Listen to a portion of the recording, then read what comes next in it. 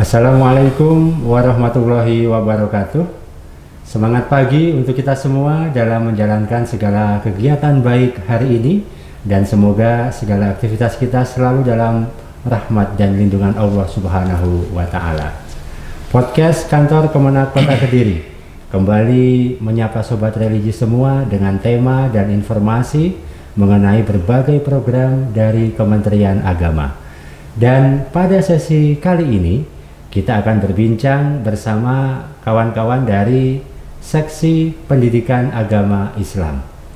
Dan pendidikan agama adalah merupakan pondasi dasar untuk membentuk pribadi yang berkarakter baik dengan kemampuan yang unggul.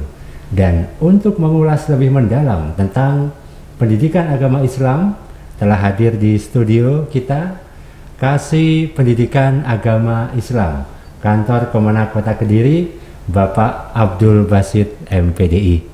Selamat datang di studio, Pak Basit. Selamat datang. Tetap semangat ya. Tetap semangat. Ini Pak Nuhti apa ya, dengan Mbah Bejo atau gimana?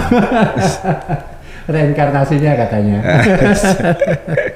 Baik ya. Dan memang terkenalnya di sini kawan-kawan juga manggilnya Mbah Bejo, tapi nggak masalah.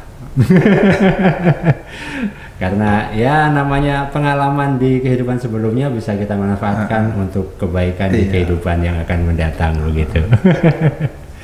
Baik Pak Basit ya. Hari ini kita akan berbincang banyak mengenai pendidikan agama Islam yang tentunya menjadi salah satu seksi di kantor Kementerian Agama di Kota Kediri ini. Dan sebagai salah satu seksi di kantor Kementerian Agama, sebenarnya apa sih Pak tugas dan fungsi dari PAIS ini atau Pendidikan Agama Islam ini? Ya, sebetulnya kalau kita melihat pada PMA nomor 19 tahun 2019 tentang tata kerja instansi vertikal Kementerian Agama, yang kemudian itu telah diubah dengan PMA nomor 6 tahun 2022, itu menyebutnya di situ sebutannya adalah seksi PAI kan gitu. Ya. Cuman kita kesehariannya di kantor itu mungkin lebih enak nyebutnya PAIS gitu. PAIS ya. Yang betul itu sebetulnya seksi PAI. PAI itu kalau kita mengacu kepada PMA nomor 6 tahun 2022. Nah, tugas seksi PAI, tugas dan fungsi PAI yaitu bertugas melakukan pelayanan, bimbingan teknis, pengelolaan data dan informasi, serta penyusunan rencana dan pelaporan di seksi pendidikan agama Islam. Nah, pada pendidikan di mana kan begitu kan? Jenjangnya apa saja ya. Jadi yaitu dari pendidikan usia dini sampai kemudian pada sekolah lanjutan atas. Jadi TK, terus kemudian SD, SDLB begitu kan ya. Kemudian SMP atau SMPLB, kemudian SMA, SMK juga kejuruan. Atau SMA luar biasa. Itu kita melakukan tugas fungsinya di situ. Iya. Termasuk juga sekolah luar biasa ya. Iya, sekolah luar biasa. Ya. Tentu. Cuman kemudian tidak semua sekolah luar biasa itu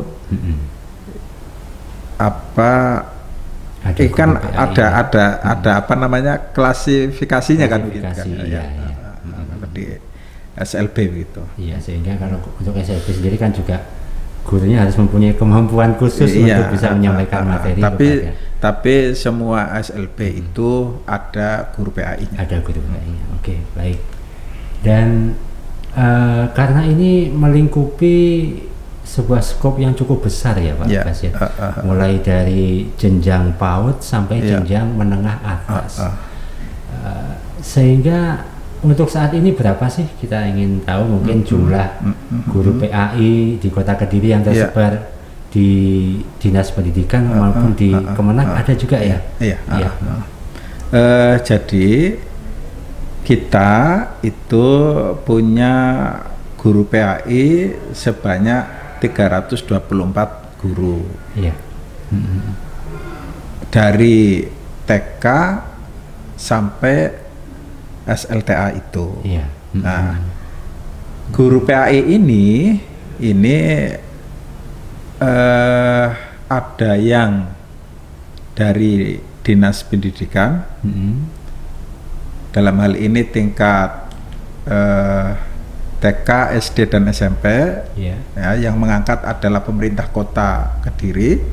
Ada yang dari cabang dinas. Tentu ini yang mengangkat adalah provinsi. Nah, juga ada guru PAI yang diangkat oleh Kementerian Agama. Tetapi di Kota Kediri ini lebih banyak yang di luar kantor Kementerian Agama. Kita hanya punya 12 guru agama yang dari Kementerian Agama yang kemudian istilahnya diperbantukan di SMP dan SD serta di SMA. Nah, jadi lebih banyak yang dari dinas. Dari dinas. Nah, ada satu hal yang saya rasa cukup menarik ketika disampaikan di awal bahwa jenjangnya adalah mulai dari PAUD sampai dengan sekolah menengah atas. Iya. Nah, yang menarik perhatian saya ini, apakah memang ada guru agama Islam yang bertugas di satuan pendidikan anak usia dini, di TK ataupun iya, di TK ada. Ada kita juga. Ada. Cuman memang ada yang memang sarjana pendidikan agama Islam, ya kan? Terus mengampu PAI. Ada juga yang istilahnya guru kelas. Dia sebetulnya guru RA begitu ya, guru RA, guru TK, tetapi juga mengajar PAI. Ada tambahan kan materi PAI. Karena kan ada yang kemudian itu hanya sebagai sisipan atau suplemen, ada juga TK yang memperhatikan secara khusus soal pendidikan agama Islam. Dan kita di Kementerian Agama Kota Kediri, alhamdulillah itu ada 10 guru PAI yang di tingkat kanak-kanak itu di TK itu sudah sertifikasi. Jadi sudah mendapatkan tunjangan yang sebagai guru PAI. Oke, baik. Dan hal ini semakin menarik saja ini ya. Karena memang begitu luasnya ya, ada PAI pendidikan agama Islam untuk anak TK, ada PAI untuk anak SD, SMP hingga SMA. Tentunya ini kan ruang lingkupnya sangat luas, Pak. Iya, betul. Kan ada tiap jenjang kan pasti ada materi tersendiri untuk PAI-nya. Nah, kemudian mungkin bisa disampaikan nih ruang lingkup pendidikan agama Islam di sekolah ini seperti apa, dan apakah ada perbedaan antara guru PAI yang di sekolah umum dan juga yang di madrasah, mengingat bahwa materi agama Islam yang di sekolah umum dan madrasah ini pasti ada perbedaan. Iya, pasti. Seperti itu. Bagaimana hal ini, Pak? Ya, kalau di sekolah ini kan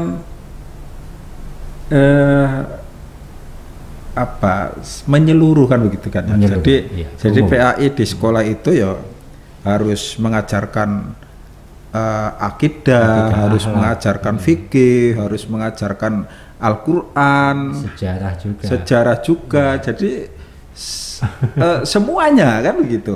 Tapi kalau di madrasah ini kan tidak. Jadi guru apa namanya, fikih gurunya tersendiri, hadis gurunya tersendiri, lalu kemudian akidah dan akhlak juga gurunya tersendiri. Jadi kontennya memang beda kan begitu. Kalau di madrasah karena memang itu sekolah yang bermuatan keagamaan, jadi mempelajari lebih dalam kan begitu. Lebih spesifik lagi. Karena memang outputnya sendiri kan begitu. Iya betul. Jadi perbedaannya hanya ketika di sekolah umum biasanya satu atau dua guru agama itu mengampu materi yang banyak demikian banyak. Tapi kalau di madrasah mungkin bisa dibagi menjadi guru mapel gitu ya. Guru mapel, mata pelajaran akidah akhlak, mata pelajaran fikih gitu ya. Bahasa Arab. Kalau di sekolah itu kan guru satu guru dia harus bisa menguasai semuanya. Nah, ini saya kira sebuah tantangan yang mungkin harus dihadapi oleh guru pendidikan agama Islam di sekolah. Betul apalagi sekarang ini di era digital, di mana anak didik ini kan bisa jadi kan, bisa jadi besok misalkan materinya apa, tinggal googling atau mungkin mendengarkan di YouTube, lalu kemudian besoknya menyimak apa yang disampaikan oleh guru. Nah ini suatu tantangan. Mungkin tidak hanya guru PAI tetapi semua guru. Bagaimana kemudian menghadapi siswanya yang ternyata siswanya itu sudah menerima informasi terlebih dahulu tentang apa yang akan disampaikan oleh gurunya. Jadi kalau ketemu dengan siswa yang kritis akan muncul pertanyaan-pertanyaan yang saya kira itu bisa dibilang tanda kutip berbobot kan begitu. Iya betul sekali, karena memang dia sudah mendapatkan informasi banyak dari luar ruang kelas. Betul. Sehingga itu harus memacu para guru, khususnya guru PAI lebih meningkatkan kompetensi. Itu sekarang ini adanya Chat GPT itu juga kecerdasan buatan AI. Hingga berbagai platform belajar yang beragam itu merupakan sumber informasi yang cukup solid juga untuk bisa dipelajari. Nah, selanjutnya Pak Basit, seorang guru ketika mengajar, proses menyampaikan materi tentunya kan juga pasti ada pengawasan. Betul. Nah, kemudian pengawasan dan pembinaan terhadap guru PAI ini dilakukan oleh siapa? Apakah dari dinas, apakah dari mana? Nah, ini sebagai upaya untuk menjaga mutu, kan begitu. Jadi untuk menjaga mutu istilahnya begini. Kalau orang kita analogikan sebuah produk lah, gitu kan ya. Kita kepengen produknya seperti ini. Maka kemudian ada proses kan gitu kan, proses. Nah ini kira-kira proses yang dijalani ini bisa sesuai dengan harapan yang kemudian outputnya seperti ini apa tidak kan gitu. Nah untuk menjaga mutu itu, penjamin mutu istilahnya, penjamin mutunya itu adalah pengawas pendidikan agama Islam. Nah Pengawasnya itu, kepengawasannya dari mana? Kepengawasannya dari Kementerian Agama. Jadi kita di Kementerian Agama Kota Kediri itu punya saat ini itu punya pengawas pendidikan agama Islam hanya 2 orang. Ini tentu hal yang mungkin sangat kesenjangannya sangat jauh kan begitu kan. Sangat jauh. Tapi iya kita kurang banyak luasnya pengawasan yang harus dilakukan. Sekarang ada 500 sekian lembaga pendidikan kan begitu. Betul. Tetapi kita tidak bisa berbuat apa-apa karena memang regulasi untuk mengangkat pengawas itu sekarang begitu ketat. Harus ada uji kompetensi, lalu kemudian ada diklat, lalu panjang prosesnya. Nah ini sebetulnya kita juga kepenginnya rasionya satu pengawas itu sekian guru misalkan. Ini saya kira kan kalau sekian guru agama yang tadi sudah saya sampaikan, sementara pengawasnya hanya dua. Kan sebenarnya rasionya besar. Iya kan.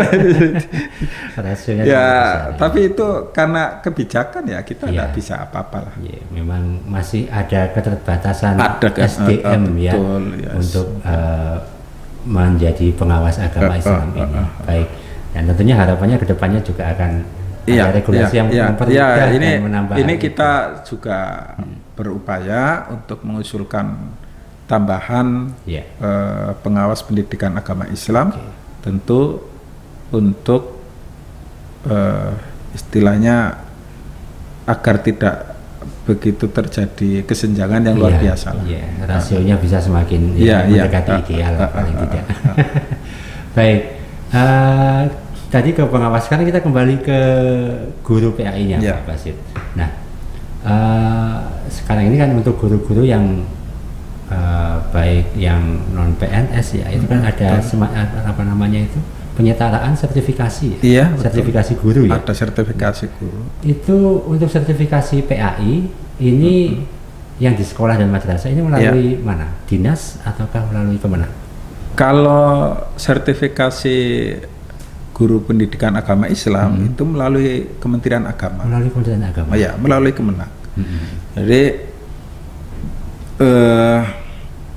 alhamdulillah untuk di Kota Kediri ini kita hanya ada GPAI sekitar mungkin 50 lah, di angka 50 yang belum tersertifikasi.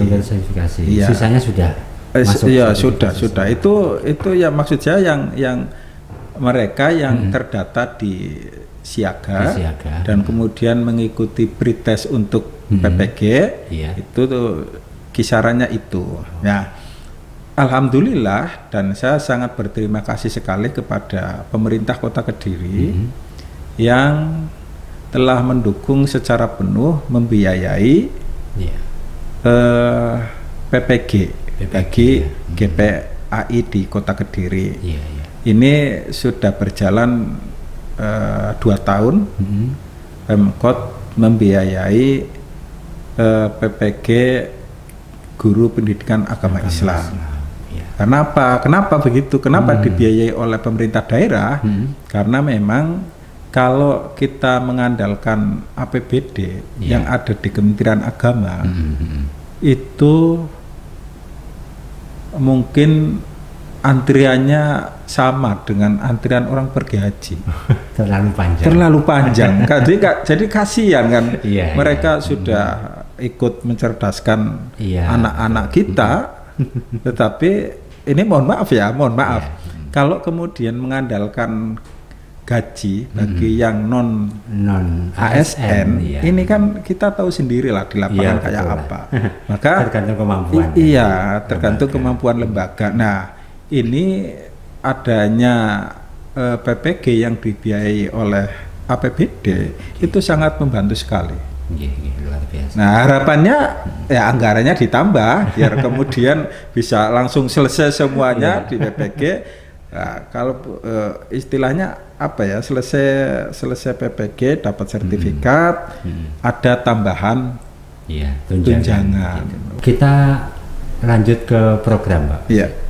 Tadi kan ada program sertifikasi, ada program banyak tentunya pasti ada peta jalan ataupun program ke depan yang direncanakan oleh Dirjen Pendidikan Agama Islam ini. Nanti sebenarnya seperti apa sih gambaran peta jalan atau program ke depan dari pendidikan agama Islam ini. Nah, agar pendidikan agama Islam di sekolah ini arahnya jelas, nah, maka kemudian Dirjen Pendidikan Agama Islam itu membuat peta jalan. Nah, peta jalannya itu ada 7 program yang kemudian tentu harapannya itu akan mendekati apa yang anak-anak butuhkan. Nah, tentu disesuaikan dengan perkembangan zaman kan begitu kan ya. Iya. Jadi untuk peta jalan ini yang pertama adalah peningkatan kompetensi dan kualifikasi guru PAI. Nah, kompetensi guru ini kan perlu ditingkatkan kan. Iya, betul. Nah, melalui apa? Ya, salah satunya yang tadi sudah saya sampaikan adalah melalui pendidikan profesi guru, PPG tadi ya, dan PPG tadi, dan melalui program pengembangan keprofesian berkelanjutan. Nah, ini saya kira adalah sebuah upaya di mana guru-guru itu nanti kemudian kompetensinya meningkat, terjamin, dan kemudian bisa menyesuaikan anak didiknya. Meningkatkan kualitas pembelajaran masing-masing. Jadi seperti yang awal kita sampaikan tadi kan, kita obrolkan bahwa sekarang ini kan informasi sangat mudah.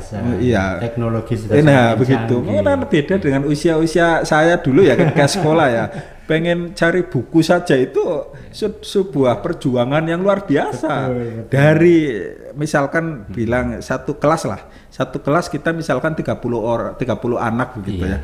Yang punya buku berapa kan gitu kan. Yang punya buku itu hanya berapa? Sumber informasi terbatas. Iya, betul sekali. Sekarang ini sangat mudah sekali ya. Ini kemudahan ini semoga bisa dimanfaatkan oleh anak-anak kita.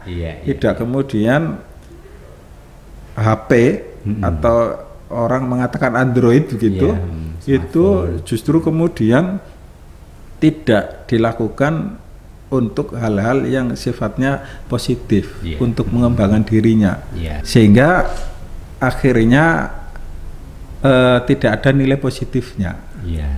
Dan malah semakin menurun prestasi belajarnya karena kecanduan dengan smartphone, namun artinya untuk belajar. Itu tidak untuk belajar. Jadi awalnya hanya main game, lalu kemudian terpancing justru masuk di judi online. Ini kan hal yang sangat bahaya sekali ya.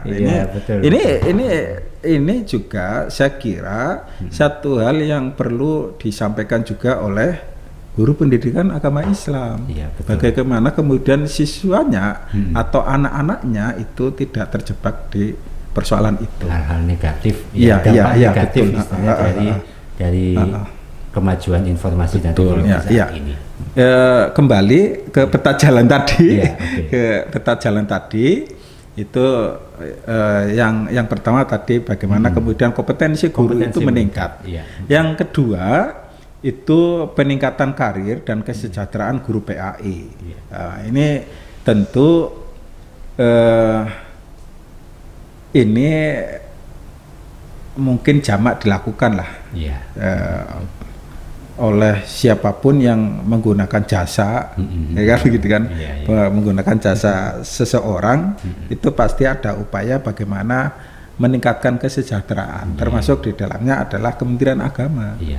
Kita PPG juga di samping meningkatkan kompetensi, di dalamnya juga upaya untuk meningkatkan kesejahteraan bagi GPAI, yang tunjangan itu tadi kan, meningkatkan nominalnya ya, istilahnya ya itu bisa menjadi pemantik lah, pemantik untuk kemudian bisa jadi lebih rajin, ngajarnya juga bisa lebih konsentrasi dan lain sebagainya. Ya tentu kalau bicara kecukupan ya kalau dibikin cukup, kalau dibikin kurang ya tetap kurang. Ya, itu tinggal bagaimana kemudian kita bisa memanage begitu kan ya. Ya. Lalu kemudian untuk peta jalan selanjutnya yang ketiga adalah penguatan dan menumbuh kembangkan ekosistem moderasi beragama. Di mana ya tentu di sekolah. Nah, penciptaan ekosistem manajemen moderasi beragama di sekolah ini menjadi penting sebagai benteng bagi anak didik kita agar tidak terpapar kan oleh